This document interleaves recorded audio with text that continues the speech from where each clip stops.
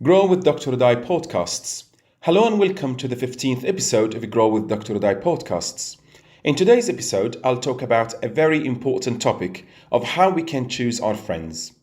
We can't live without people around us. We have family members, casual acquaintances, friends, colleagues at work, or even virtual friends. We might have zones for our relationships where we can place those people.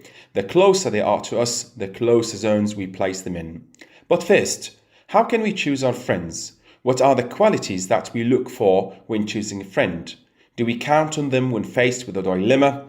Do we ask them for support? How can we create that emotional building with them so we both become one soul?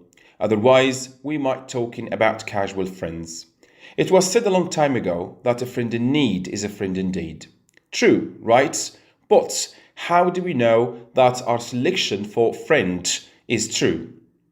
In an article by Psychology Today, it highlights that research continues to support our preferences for friends whom we believe to be similar to ourselves and who have responsibilities that we enjoy being around.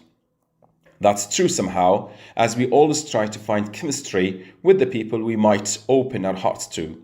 We share with them our dreams, achievements, problems, or even mental difficulties.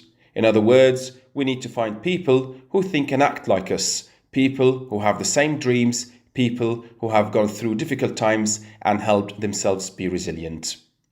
We feel we need friends who have social and communication skills, friends who have emotional intelligence, so they speak to us with their hearts. This makes friendship develop much faster and easier for both parties of friendships.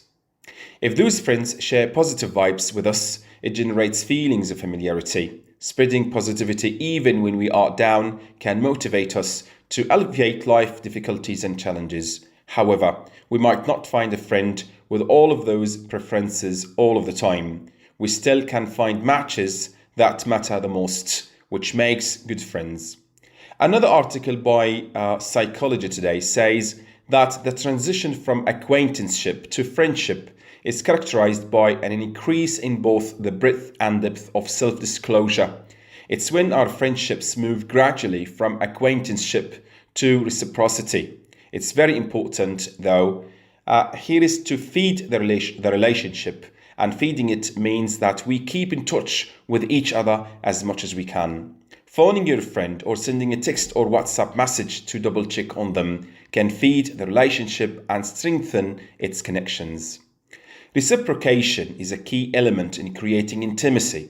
For example, it's necessary for all people we know on Facebook or Instagram to be intimate because we don't have that kind of face-to-face interaction with them.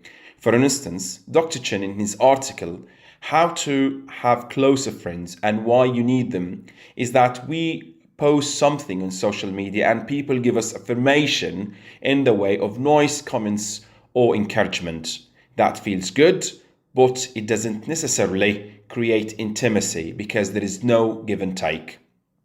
Yes, it's just a post and comment on the post. And when sometimes we post something on those social networks, we might not follow on who commented what and when.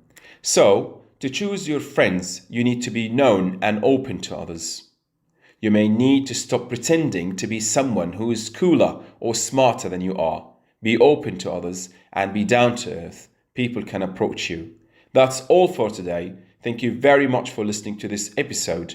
For the next topic, I'll be trying to briefly discuss of how you can get the best of people around you. Have a great time and all the best.